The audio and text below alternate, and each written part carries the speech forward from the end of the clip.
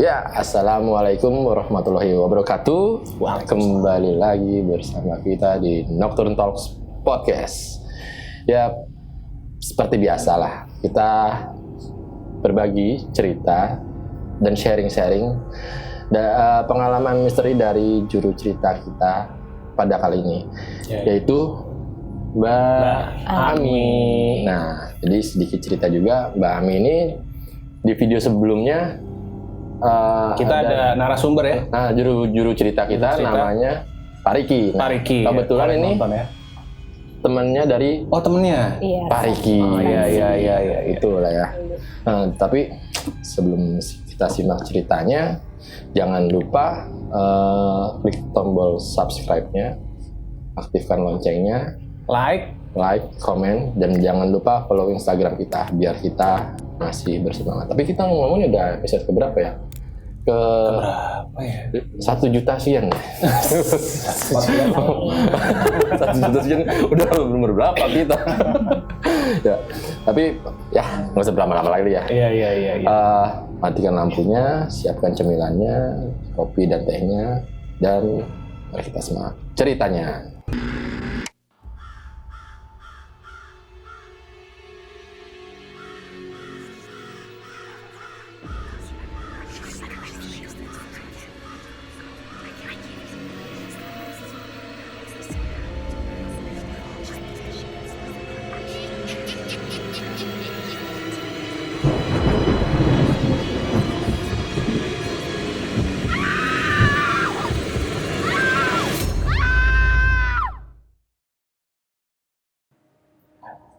Pada cerita kali ini, sebelumnya kita juga menamakan konten kita itu untuk yang podcast berbagi cerita ini adalah ngombe.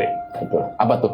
Yaitu ngobrol misteri bareng-bareng eksklusif. Nah, itu. Jadi untuk konten-konten yang ngombe ini, kita akan bercerita berbagi pengalaman dari juru cerita yang kita datangkan. Iya.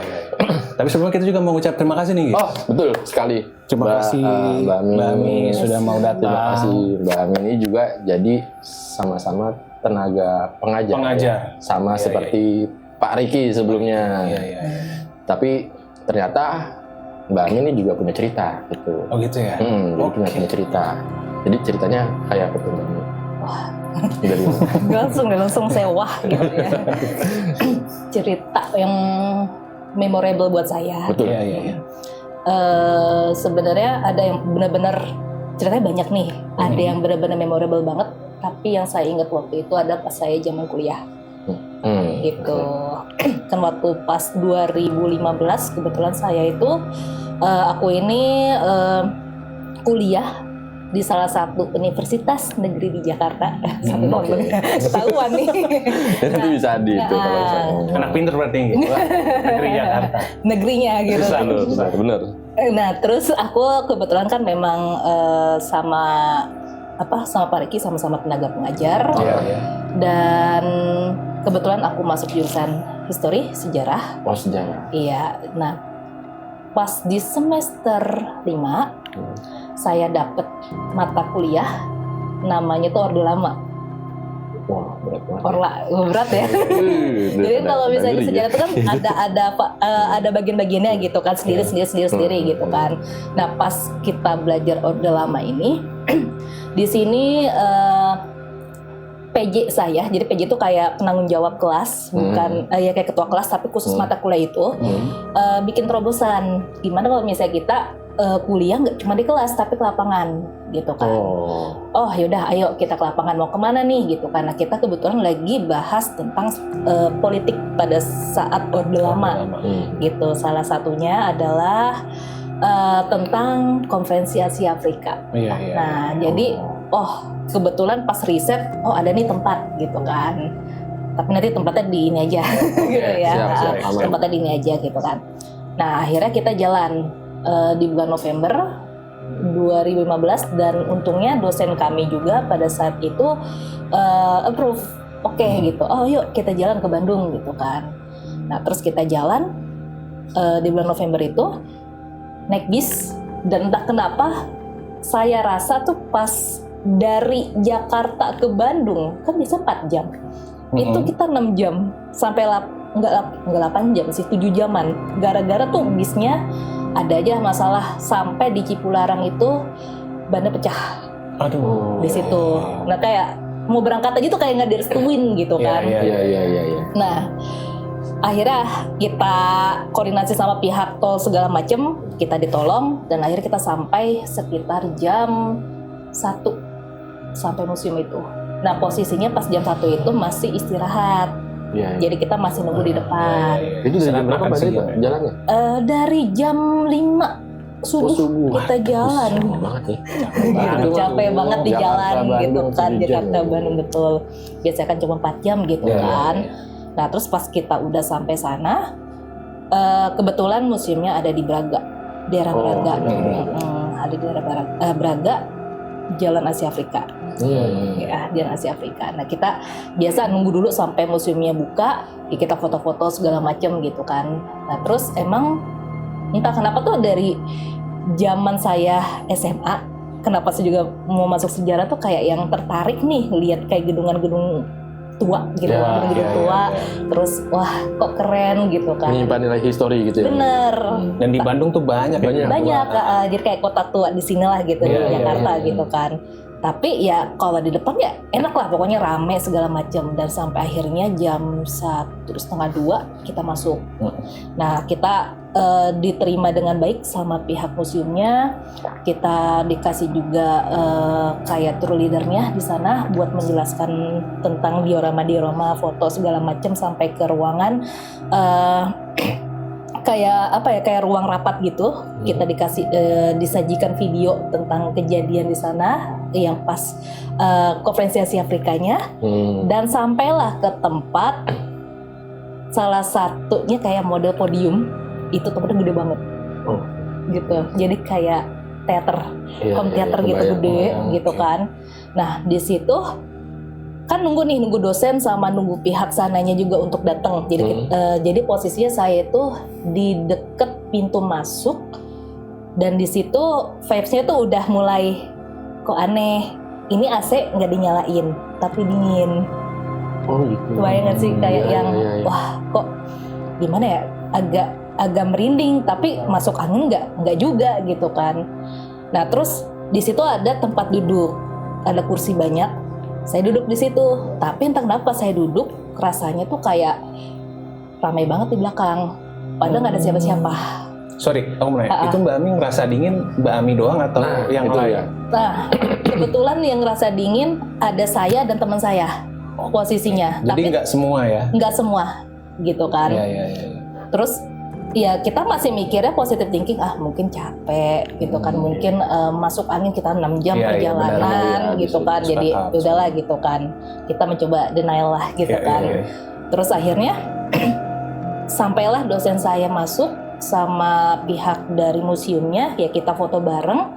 Pas foto bareng itu kan di belakang tuh ada banyak bendera-bendera gitu kan, sama tempat podium yang buat pembicara pada saat itu. Entah kenapa mata saya tertuju. Jadi di kursi banyak itu di atas tuh ada kayak semacam podium lagi, kan kayak teater gitu modelannya. Itu sekelibet saya ngeliat kok ada perempuan mundar mandir gitu. Dan perempuan itu kayaknya bukan orang lokal gitu kan. Kayaknya bukan orang lokal gitu kan. Cuma kayak ngeliatin, terus dia udah mundur lagi, ngeliatin lagi, mundur lagi, udah gitu kan. Dan akhirnya di situ ya saya yang tadinya lagi ngobrol kayak ke-distract juga kan, ngeliatin mulu ke situ apa gitu kan.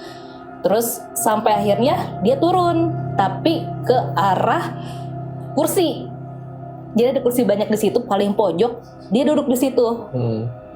Tapi nggak jelas, masih samar-samar karena gelap gitu kan. Nah di situ wah udah nggak enak nih gitu kan. Memang kebetulan aku agak sensitif juga sedikit masalah itu gitu kan, agak sensitif. Dan ada temen yang ngerti juga, kayak yang cuman ekor mata ke situ gitu, kayak udah gitu kan, udahlah gitu kan, yang mungkin mau kenalan gitu kan, tempat baru, kita orang baru gitu kan, mau kenalan. Nah terus gak berapa lama hilang. kita masih di situ posisinya, tapi masih kayak ngerasa ramai banget. Nggak tahu ramainya bukan ramai teman, bukan ramai manusia, tapi ramai yang lain. Iya. Dan akhirnya aku sama teman-teman keluar. Pas keluar ada kayak semacam banyak pintu dari keluar podium itu. Jadi banyak ya kan kalau misalnya bangunan Belanda tuh banyak pintu gitu. Iya. Terus ada tirai warna merah di situ. Nah, ketika di situ aku kaget. Kok aku ngelihat sekelibet ada kayak laki-laki pakai baju putih-putih.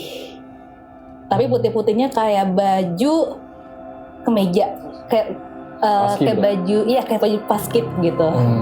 Gitu kan. Kok ada putih-putih gitu kan tiba-tiba.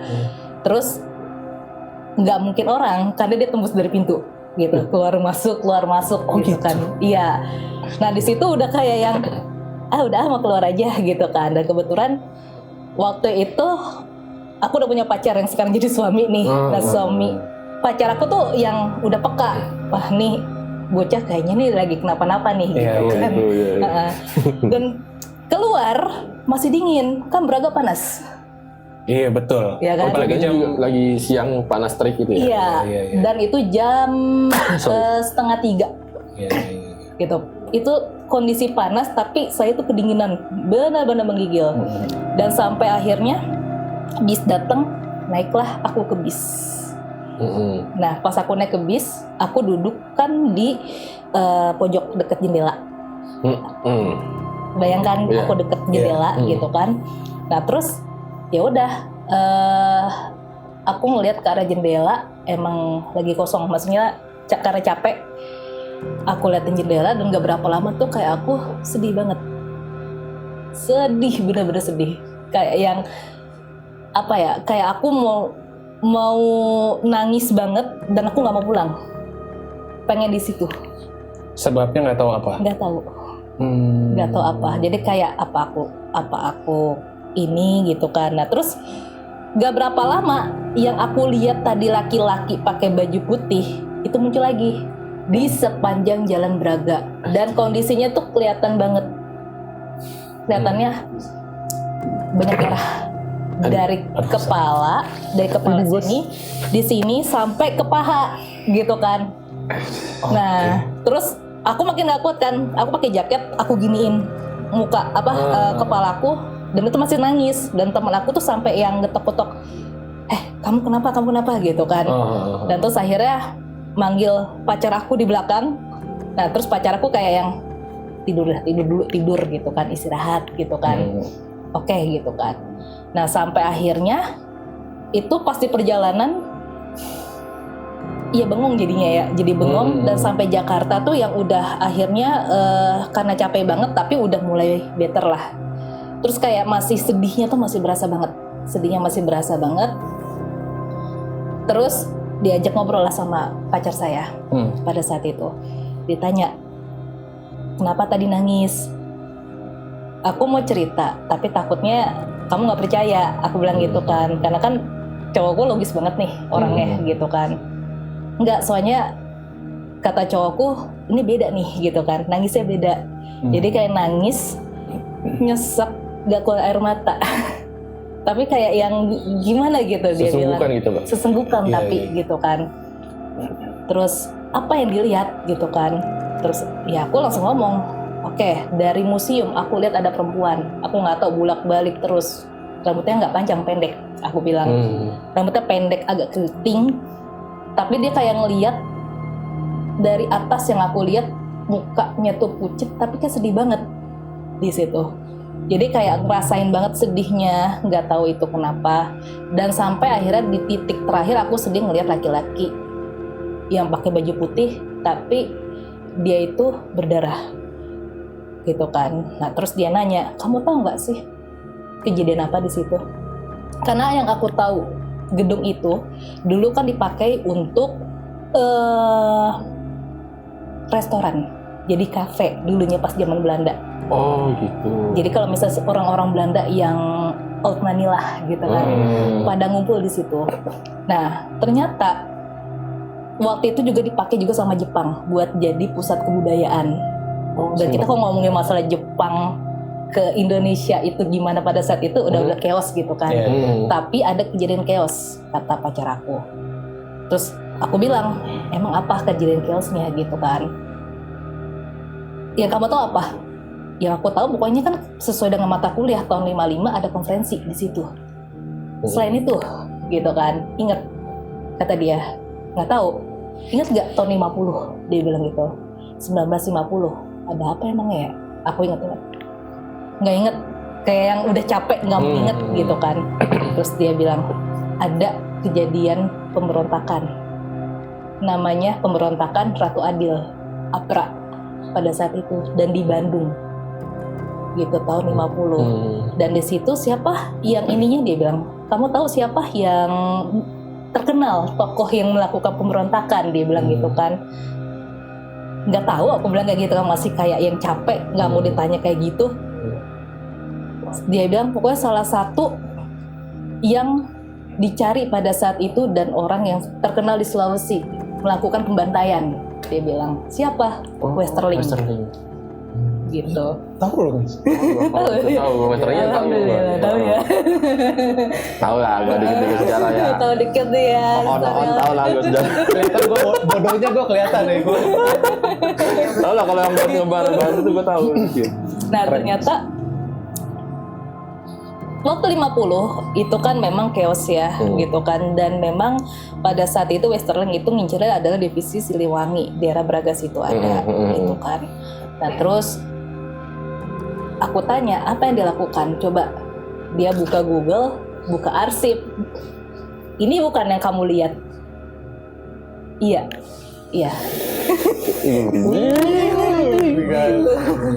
nanti fotonya arsipnya aku kasih deh sama kakak-kakak gitu ya. Gitu kan. Iya. Kali ini gue di situ merinding. Iya. Gitu.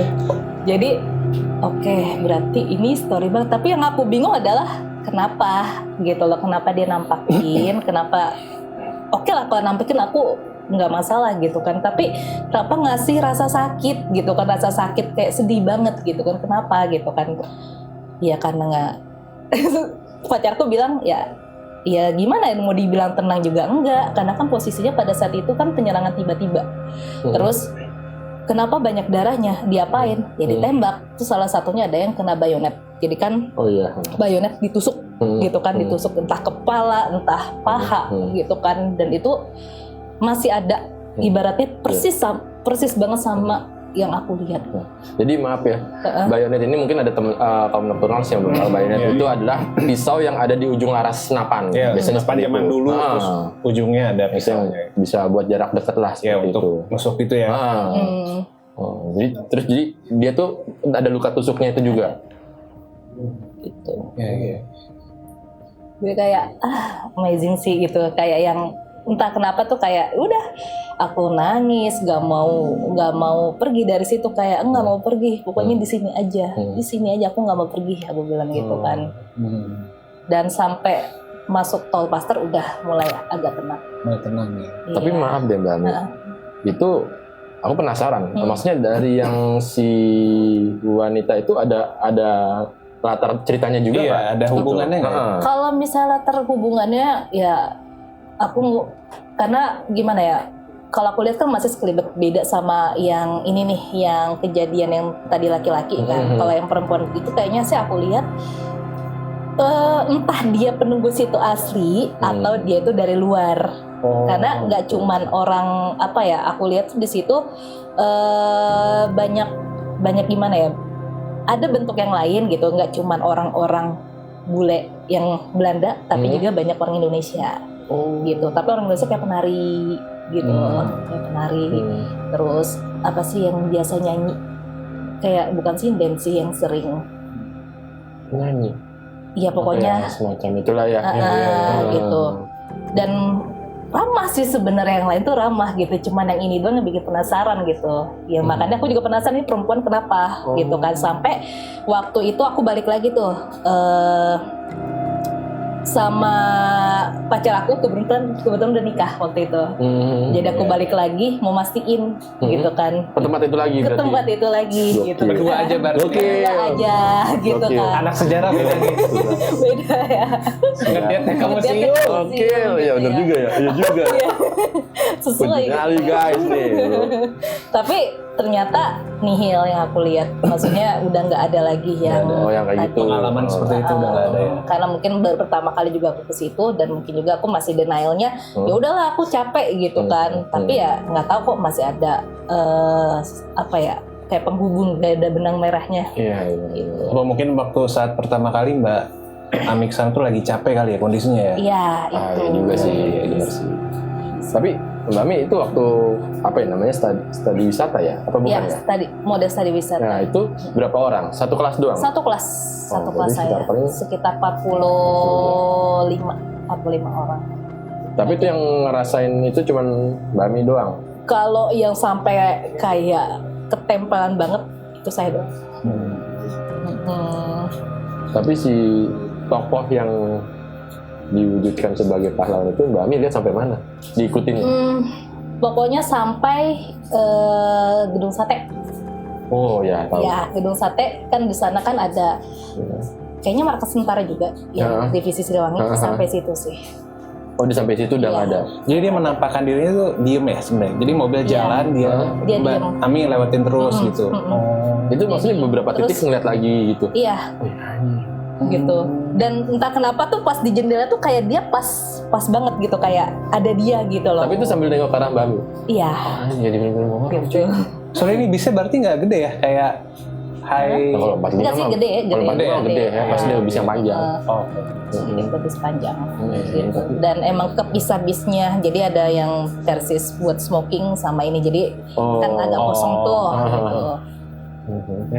Scene film horor ya, gitu loh. Diikutin dia bilang gitu. Tapi selain horor yang menarik, percakapan sama pacarnya juga menarik ya. Iya. Intelek banget. gitu. Iya. Kamu tau nggak ini? Keren. Makanya Iya. dia bisa menjawab gitu kan. Iya, iya. Kalau enggak ya saya Berbobot juga nih masih ngasih tahu. penasaran Berbobot gitu kan. ngasih taunya kenapa? Tahu nggak nih itu? Ngejawab nih. Jadi apa yang permasalahan coba nah sekarang? Apa? TikTok ngasih nih. Kenapa gua ngambek nih? Velocity itu ya. Ya, gua nggak mau beli beritanya takut dihujat gua mau lihat TikTok. Enggak, itu emang kurang. Masalah itu kurang. Janganlah. Jangan bisanya gini-gini doang ya, apa gini doang. Bener. Tolong ikuti ibu gurunya. Panutan. Panutan apa nih? Panutan dong. Ini Iya. biar jadi di cerita ini juga kita sambil belajar sejarah kan. Iya. Sedikit-sedikitnya adalah Menarik ya hari ini ya. ya gue juga kan baru tahu tuh, maksudnya pemberontakan itu di tahun 1950 ada penyerangan ke situ berarti Iya. ya. Nah itu menarik sih hasilnya. Jadi apa ya? Memang ya tempatnya juga mendukung gitu kan, apalagi kalau jadi nggak cuma di situ sih, ada juga kan pas kita masuk tuh ada foto-foto. Ada apa sih foto kegiatan pas konferensi itu. Tapi memang ada satu foto tuh kayak yang mungkin karena ceritanya itu sedih gitu kan, karena kan ada delegasi salah satu negara yang pesawatnya meledak. Oh gitu Mbak. Jadi meninggal semua delegasi itu. Itu delegasi negara mana Mbak? Tiongkok, Cina. Meledak saat Pas mau jalan, Oh balik Mau ke pulang? nggak mau ke Indonesia. Mau ke Indonesia gitu. Gitu. Sampai dia harus kirim delegasi yang kedua lagi. Gitu. Seru sih ini. Jadi kayak yang aduh gitu kan. Tapi Mbak Ami ini emang suka sering merasakan gitu-gitu dari dulu atau Kalau dibilang dari dulu iya sih, karena mungkin karena dari orang tua juga gitu kan, dari orang tua. Terus dulu kan aku dekat sama kakek dan nenek gitu kan. Jadi waktu pas aku SD aku sempet tinggal di salah satu kota, mungkin dibilang mistis kali ya, padahal sih enggak gitu kan. Dan memang kebetulan aku cucu pertama, jadi kayak anak kesayangan gitu kan. Nah ternyata si kakek aku, dari kakek aku, buyut aku dulunya tuh kayak dukun. Tapi dukun dia ngambil yang positifnya katanya. Jadi dia punya keris itu buat bantu orang melahirkan. Jadi kan dulu kan orang melahirkan susah, nggak ada rumah sakit, puskesmas jarang gitu kan. Kayak pakai dukun beranak gitu kan. Jadi kalau misalnya kakek saya itu datang ke sana, ya orang melahirkan lancar gitu. Berarti istilah dukun beranak itu emang untuk melancarkan itu ya? Sebenarnya sih persalinan. enggak sih ya, enggak juga gitu. Cuman kayak udah dipercaya sama orang-orang aja masyarakat aja, warlock gitu ya. Gitu. Dan memang kebetulan karena aku cucu pertama, aku katanya diwariskan. Anaknya nggak ada yang mau kah atau? Semuanya sih nggak ada yang mau, nggak ada yang mau semuanya gitu kan. Ini kan maaf ya Mbak, biasanya kan kalau kayak gini nih kadang loncat, kadang nggak ada dia, tapi kadang loncat ke cucunya gitu kan. Bener kayak gitu ya? Jadi? Betul. Harusnya kan ke uak saya nggak mau ke ibu saya. Nah ibu saya nggak mau, tapi ibu saya dapat sensitifnya aja. Gitu. Terus lari ke saya. Mau. Saya nggak mau, jadi saya sakit-sakitan. Jadi dipaksa. Makanya saya minta ditutup waktu itu, gitu kan. Oh gitu. Waktu SD minta ditutup karena apa ya? Capek gitu kan. Oh berarti dari kecil nih Mbak Ami sebenarnya udah sensitif lah ya, gitu. Sensitif. Jadi maksudnya bisa ngeliat hal yang mungkin nggak bisa kasat mata gitu kan. Tapi ini menarik sih yang Mbak Ami ceritakan. Soalnya aku punya temen yang memang dia tuh bisa ngelihat itu dan dia juga bilang kalau itu menampakkan diri dia capek. Emang gitu ya? Apalagi katanya kalau berpapasan di Indonesia tuh capek banget katanya. Emang gitu ya? Energi sih lebih ke arah. Jadi energi kita kayak benar-benar capek banget gitu kan, dan terus kayak yang 2 kali lipat dari biasanya aktivitas kita. Jadi kayak yang kalau kita lari gitu biasa capek, ini tuh lebih gitu. Kayak 2 kali lari gitu ya? Iya gitu. Terus kalau kondisi perasaan emosional tuh berubah juga nggak, atau cuma capek di badan aja? Mood swing. Oh gitu. Jadi kayak mood swing. Jadi kayak yang gampang marah, gampang sedih gitu. Ya tergantung dari si sosok itu mau merasakan apa ke kita gitu. Jadi kayak mewakili perasaan dia gitu ya? Iya, gitu kayak. Berarti sampai sekarang nih suka capek dong karena kalau sekarang capek, tapi kita udah terbiasa. Kayak udah terbiasa gitu. Kayak udah terbiasa, dan ternyata berguna juga gitu. Buat apa kan aku guru gitu kan. Jadi kalau misalnya ada anak-anak gimana-gimana kayak udahlah gitu. Aku bisa merasakan dan aku bisa ini dan bisa sharing juga ke anak-anak gitu loh. Karena kan aku juga banyak menemukan anak-anak yang lumayan bisa dan indigo gitu kan. Tapi mohon maaf nih guru kayak Mbak Ami repot nih yang pada mau ngebet nih. Dikasih tahu nggak bisa ngebet loh. Iya bener. Dikasih tahu. Iya. Udah tahu gerak-gerik ya soalnya. Dulu kalau di zaman kita SMA sampai ada mitosnya kaki jangan nyentuh tanah. Pernah denger ya lu? Kalau mau ngontek jangan nyentuh tanah. Iya. Baru tahu gue nih. Itu kan berarti lu profesional. Kagak dong. Kenapa jadi gue profesional? Ya tahu. Enggak, tapi tuh anak-anak pada bilang begitu. Oh gitu.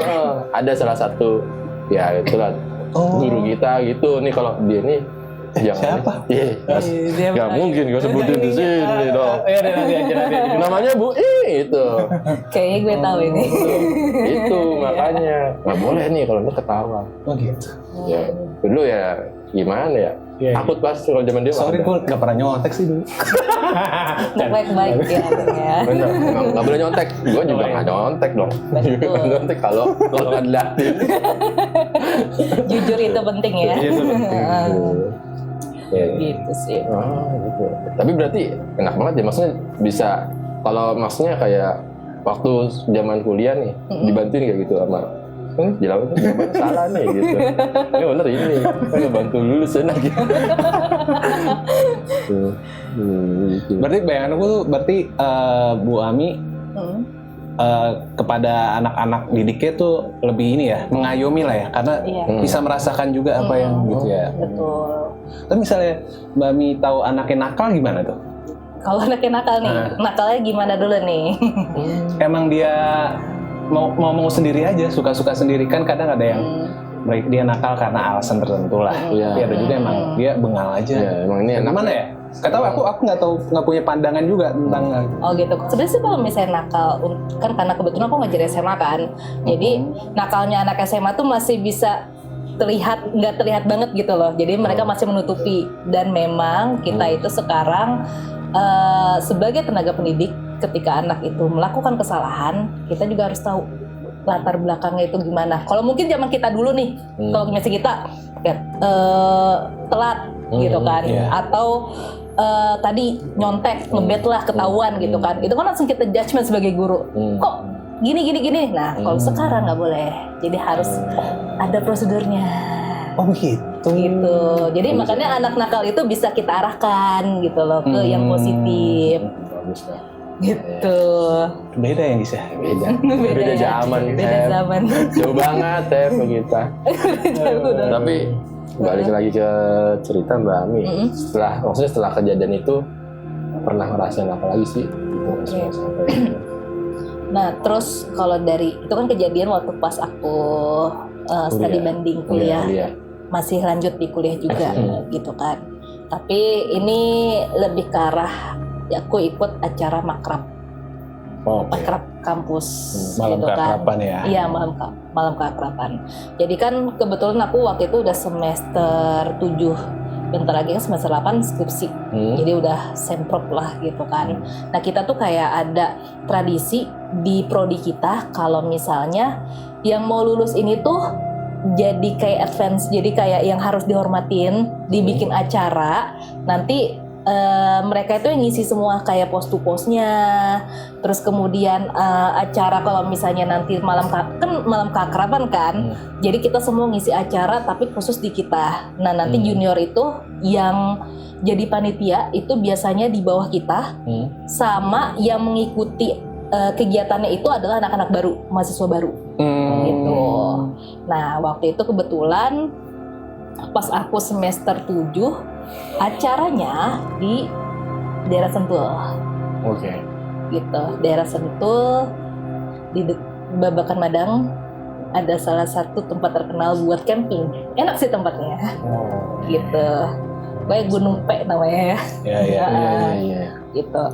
Nah, di situ pas kita dengar kabar kita mau di situ, ya udah akhirnya kita juga kayak yang oke, kita jalan gitu kan. Terus kita nanya juga sama panitia jalan jam berapa gitu kan, biar kita di sana juga ada orang gitu kan. Masa kita kan advance tapi datang nggak ada orang gitu kan. Nah, terus katanya sih dari pihak panitia, oh tenang kak, kita itu datang dari sore kok. Dari jam 3 kita udah di tempat gitu kan. Oh ya udah, karena mereka kan yang perlengkapan khususnya buat mempersiapkan tempat itu. Oke, nanti insya Allah saya habis asar nyampe sana sama teman-teman saya sebagian gitu. Terus akhirnya udah kita kontekan, terus saya janjian sama pacar saya lagi, terus sama teman saya. Kebetulan teman saya cuma satu, jadi kita bertiga doang. Yang tadi kita mau berempat.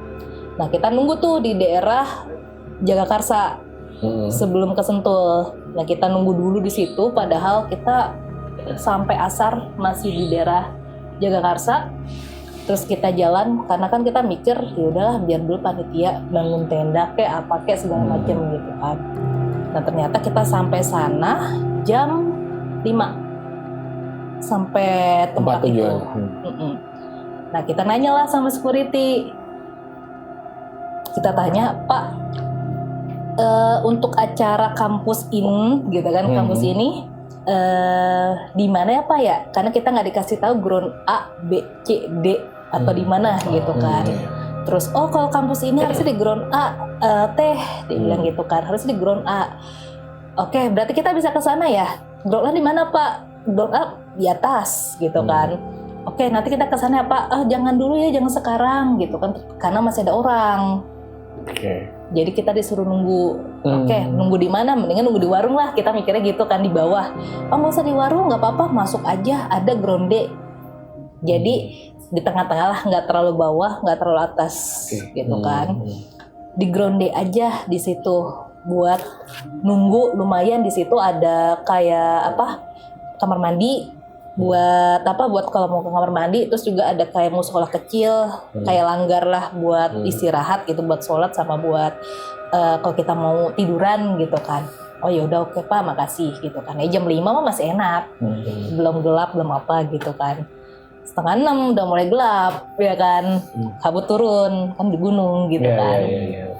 Terus akhirnya pas maghrib ya udahlah kita sholat gitu kan, dan itu posisi gelap banget. Pas gelap banget itu lampu belum dinyalain. Jadi lampu kamar mandi, lampu langgarnya, sama kan ada tenda tuh 2 di situ, tenda kayak tenda dom, tenda yang gede, itu belum dinyalain, bahkan sampai jalanan juga nggak dinyalain.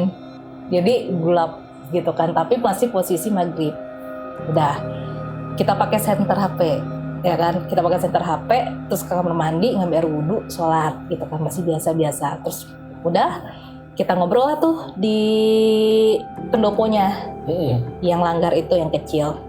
Nah pas gak berapa lama, saya kontak tuh adik kelas saya, panitia. Ya saya kesel dong, kayak yang Nggak selesai. Ini mana ya? Kok belum ada yang nyampe? Belum ada yang nyampe Kak. Belum ada yang nyampe. Kan tadi janjinya Kan bertiga. Kan harusnya janjinya itu Jam 3. jam 3 udah di sana. Ternyata yang baru nyampe adalah kita yang bertiga. Iya. Jadi Junior nih, aduh. Junior ya. Benar ngaretnya ya? Ngaret banget Gak ada gitu takut-takutnya senior. Gak ada takut-takut gitu. Giling lu. Senior yang takut ini gitu kan. Dibawain arwah Westerling lu. Ada. Nah terus pas di situ jam 7 pas mau menjelang Isya mulai itu aneh gitu kan. Akhirnya dinyalain juga sih lampunya, tapi cuman yang dinyalain itu lampu depan kamar mandi, kamar mandinya masih gelap, terus lampu langgar sama lampu jalan yang ada di pohon, kan banyak pohon pinus gitu, cuman yang situ aja dinyalain, tapi yang di tenda masih gelap, jadi kayak cuman kelihatan siluet tendanya aja gitu, dan sisanya tuh kosong semua gitu kan. Nah awalnya kan masih hai gitu kan, kayak yang yaudah gitu kan, kita main Uno dulu, kartu Uno gitu kan, tapi kok kayak garing gitu kan, garing banget nungguin gitu, kayak aneh. Terus mau sholat isya nggak, nunggu orang deh biar nggak iseng gitu kan, yaudah gitu kan. Sampai Isya akhirnya ya?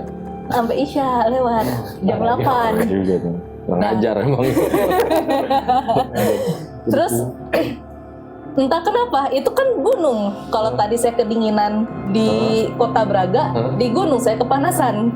Oh gitu.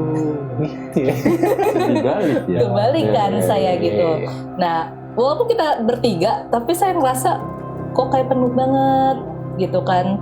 Terus kan emang belakang langgar, belakang pendopo kita itu kayak ada lembah gitu. Dan itu kayak rame, jadi kayak apa ya? Kayak suara banyak orang aktivitas kayak pasar gitu. Rame banget gitu kan. Terus gak berapa lama yang bikin kaget kan, namanya pohon pinus ada dahan yang kering jatuh burak gitu kan. Terus oke, kenapa nih gitu kan. Terus gak berapa lama dari arah tenda muncullah sesosok gitu kan, sesosok perempuan. Dan saya sebenarnya ya hapunten lah gitu kan, udah hapunten minta izin juga buat ceritain gitu kan. Perempuannya itu lagi nari pakai baju hijau, kayak kemben. Posisi di tenda udah gini-gini. Waduh. Gitu, kayak disambut gitu kan. Wah, ada penari gitu kan.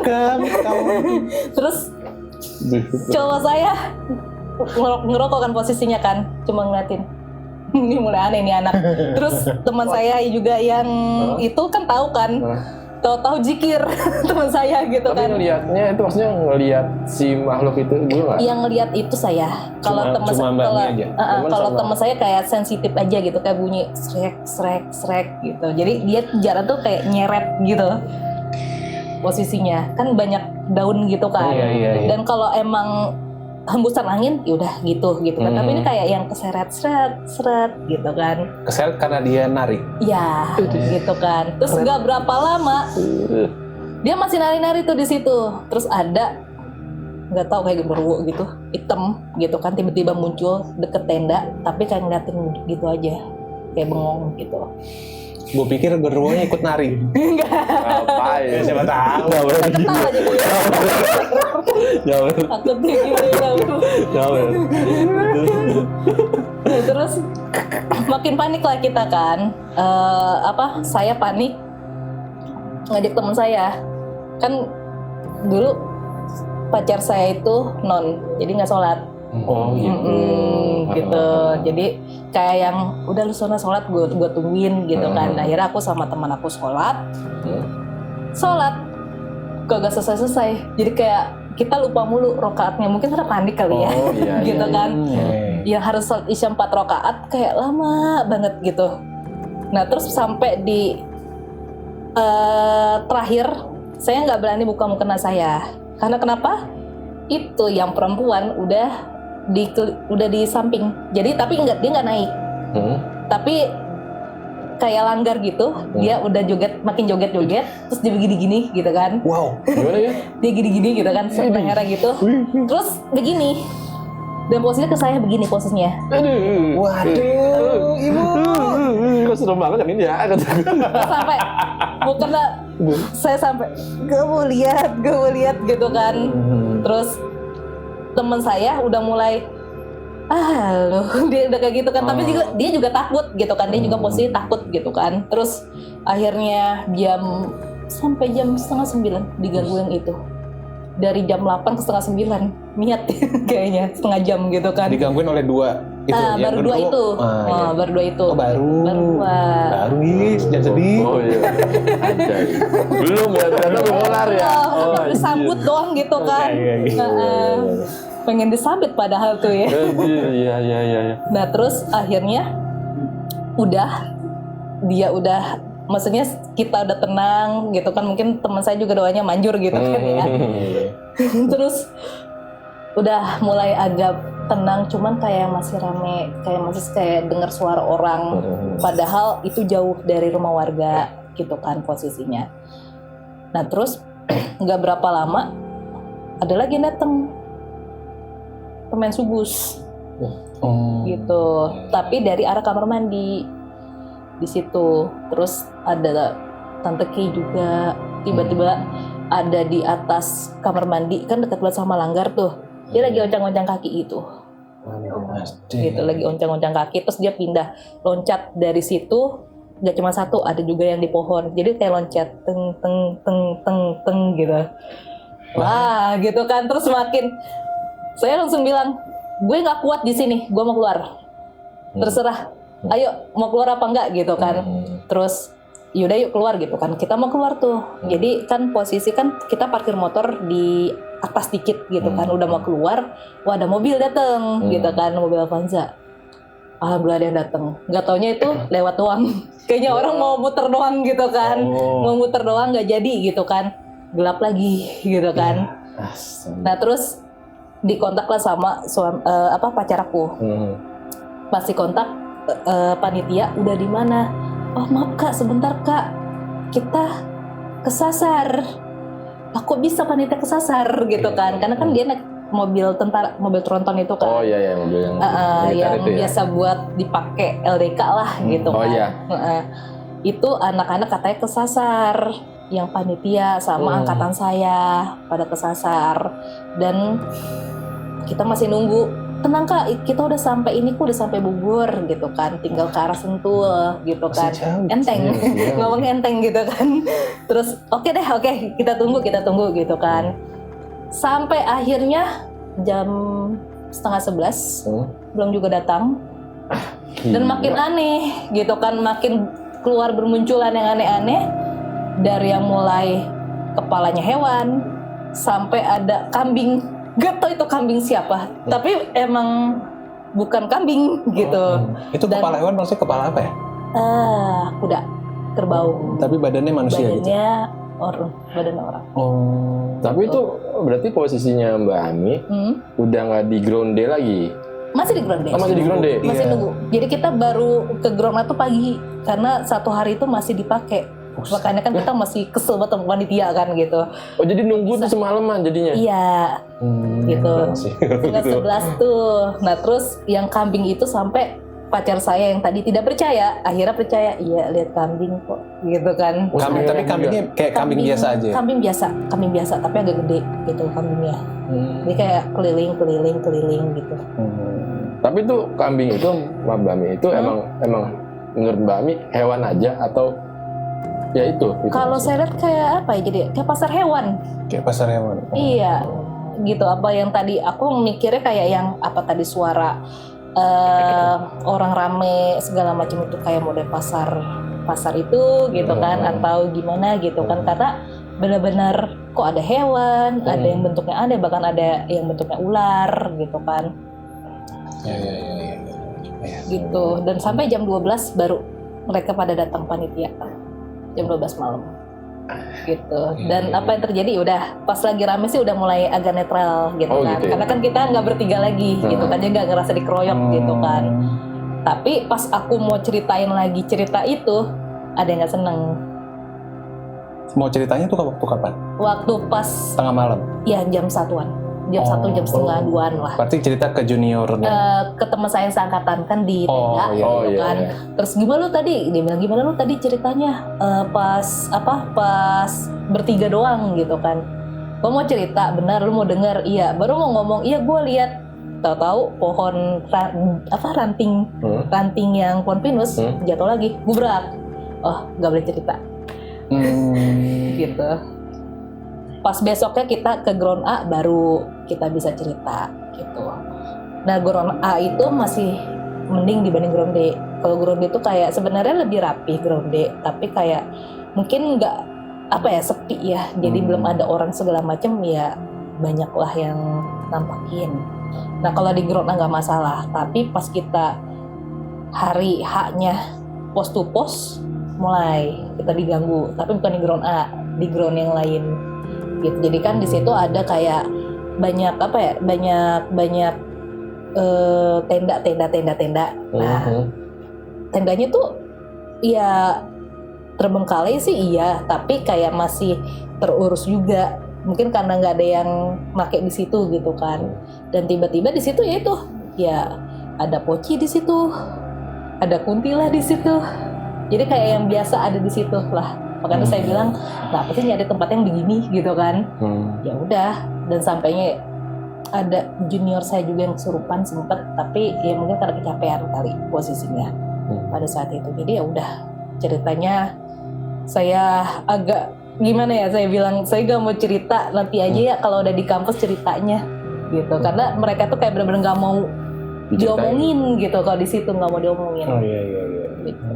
Tapi Mbak Ami kan tadi Mbak Ami sempat bilang kalau misi-misi lah kalau mau cerita gitu. Itu maksudnya Mbak Ami masih bersinggungan gitu dengan entitas itu gitu? Masih, karena yang si penari ini dia bawa temennya dan masih kayak ngawasin dari arah luar tenda. Jadi kan tendanya tuh kayak kebuka gitu kan. Jadi emang sengaja nggak kita tutup karena ngap posisinya. Dan di situ dia masih kayak ngejaga, ada sekitar 5 penari. Itu penarinya masih tetap nari? Enggak, enggak, ya kayak pegel gitu. Justru kalau dibayar. Iya, nggak dibayar. Nari. Tapi saya lebih senang ketika dia nari gitu, karena dia ada aktivitas dibanding dia bengong. Oh malah kayak lebih fokus gitu ya? Iya, gitu, dia kayak terintimidasi dari pojok niatin doang gitu kan. Kok di bayangan gue tuh lebih creepy dia sambil lari gitu. Iya, malah gue lebih takut gitu. Itu kayak ceritanya si Guntur ya waktu itu. Jadi ada mbak cerita, teman kita juga ada kayak gitu. Tapi dia nggak nari sih, dia emang kayak pakai baju, mungkin kayak baju keben gitu, warna hijau juga masalahnya disebutinnya kalau nggak salah ya. Dan dia tapi ngedudukin ke belakang gitu. Makanya pas ngomong ini tapi sambil nari, mantep bener ya. Dia nari, ya memang ada beberapa yang aku juga masih inget tuh yang dia nyeretnya gitu kan, nyeret kakinya, bahkan sampai dia muter lehernya. Ya, ada part bagian muter lehernya gitu. Muter lehernya maksudnya nggak kayak manusia gitu, muter. Nggak, kayak burung hantu. Gitu modelnya. Itu 180 derajat gitu. Iya, 360 ya kayak gitu ya. Gila lah, anjir berbakat. Dia berbakat. Gitu. Gila banget sih. Tapi maksudnya Mbak Ami nih nggak sampai detik ini gitu ya, masih nggak sih bersinggungan sama sosok itu gitu? Yang di mana, yang di itu? Yang si si penarinya. Oh enggak, cuma sampai di situ aja. Oh, sampai di situ aja. Iya, cuman kadang kalau misalnya waktu dulu ngomongin dan nggak permisi dulu, belum izin dulu gitu kan, secara batin didatengin di mimpi. Gitu. Siap-siap nanti didatengin di mimpi. Oh, gitu. Iya. Mbak penari tolong jangan dimimpiin. Saya jangan ya. Saya jangan deh, tolong deh. Gini-gini sih udah kebayang ya. Aduh. Gitu. Cantik Iya, kok. banget sih. Iya. Oh, tapi kelihatan mukanya, Mbak? Kelihatan. Cantik. Cantik misterius gitu. Cantik. Ya cantik, tapi kalau lehernya muter 180 derajat, Pak. Serem ya. Aduh. Iya. Tapi ini menarik banget sih ceritanya. Ada sisi sejarahnya, seremnya juga. Gokil sih ini. Kayaknya baru kali ini nih gue diceritain sampai ke leher-leher gue merindingnya gila sih. Tapi Cara nggak Mbak butuh Ami bawainnya juga ini ya. Iya enak ya, Mbak Ami. Tepatlah jadi guru sejarah ya. Betul. Ya karena guru sejarah storytellingnya harus bagus. Iya, bagus. Iya, kalau nggak murid gimana mau meresapi materinya. Iya. Ini udah berapa menit? 50. Oke. Ya mungkin untuk sementara Kita cukupkan di sini. kita cukupkan di sini aja. Tapi kalau nggak salah Mbak Ami bakal ada cerita ya katanya. Kasap lagi. Sekarang jadi guru nih ya malah nanti yang spesial kayak Malah Mbak. katanya kalau nggak salah ini apa namanya? Berhubungan dengan kondisi apa? Lingkungan Satu waktu yang sama dengan Oh, dia diceritain Pak Riki ya. Oke. Gitu. Nah, mungkin itu kita jadi satu episode khusus ya untuk Mbak Ami sama Pak Riki. Paling sih segitu dulu aja untuk kontennya kali ini. Terima kasih banyak Mbak Ami waktunya sudah disempatkan. Terima kasih banyak datang kemari. Ya jadi buat kaum Nocturnals jangan lupa untuk subscribe YouTube kita, like, komen, dan share. Aktifkan tombol lonceng notifikasinya dan jangan lupa untuk follow Instagram kita juga. Kalau mau teman-teman kaum Nocturnal yang pengen kirim cerita bisa boleh di DM ke Instagram kita atau di email yang tercantum di deskripsi. Ya segitu dulu aja. Oke, demikianlah konten ngombe kali ini. Apa tadi ngombe, Bro? Ngobrol misteri barang-barang eksklusif. Ya. Oke. Ya, terima kasih banyak semuanya. Terima kasih Assalamualaikum warahmatullahi wabarakatuh. Dadah.